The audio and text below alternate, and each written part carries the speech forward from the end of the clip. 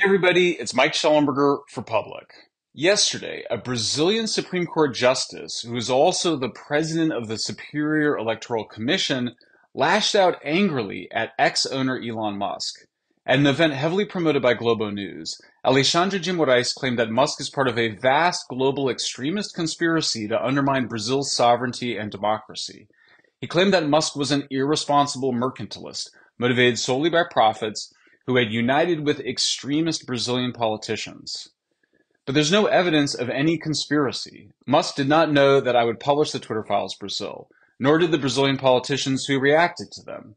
And many of the politicians and journalists who J. Moraes is demonizing as extremists are actually advocates of freedom of speech, including the right to criticize J. Moraes. Now, it's true that some of the people who J. Moraes is censoring have urged a military intervention and have made unsubstantiated claims about elections and COVID. I do not agree with many of the statements made by the people whom J. Moraes has censored. But freedom of speech means nothing if it does not protect people and ideas you disagree with. If we aren't going to allow people to criticize democracy, elections, and vaccines, how will we ever know when they go wrong? If people are spreading false information about democracy, elections, and vaccines, the best way to deal with that false information is with accurate information, not with censorship. The real extremist spreading disinformation here is J. Moraes. If Musk were solely motivated by money, then he would have not stood up to J. Moraes in the first place, which has resulted in the Brazilian government halting all advertising on X, the resignation of X's top lawyer in Brazil, who feared for his safety, and it may result in J. Moraes shutting X down in Brazil.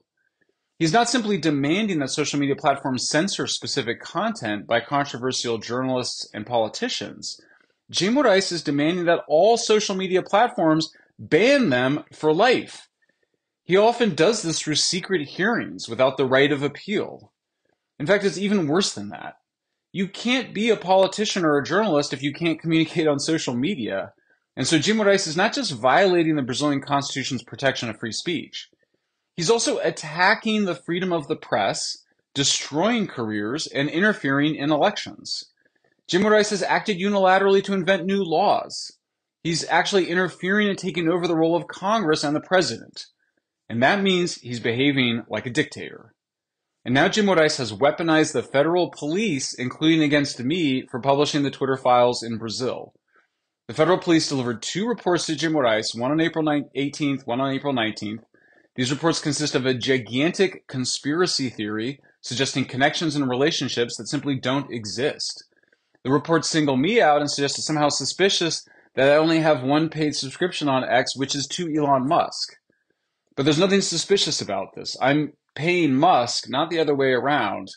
And as the police report notes, Musk takes a percentage of the revenue from the people who subscribe to my content on X.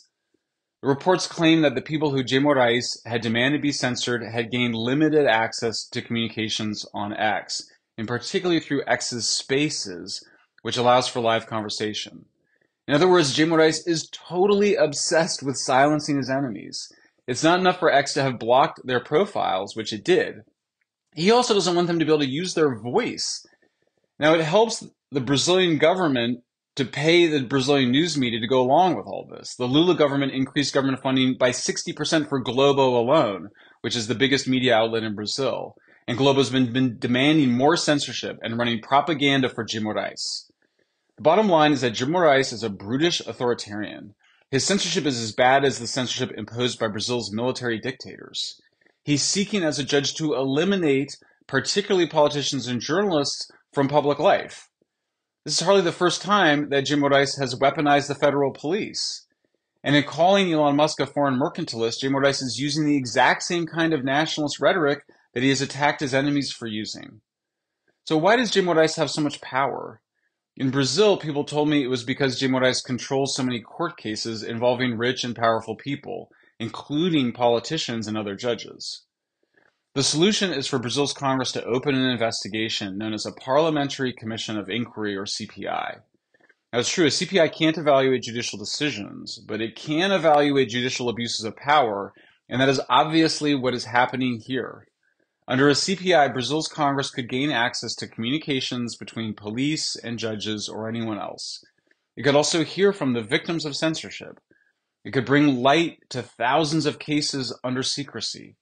And it could discover how social media platforms were compelled to obey or collaborated with the regime.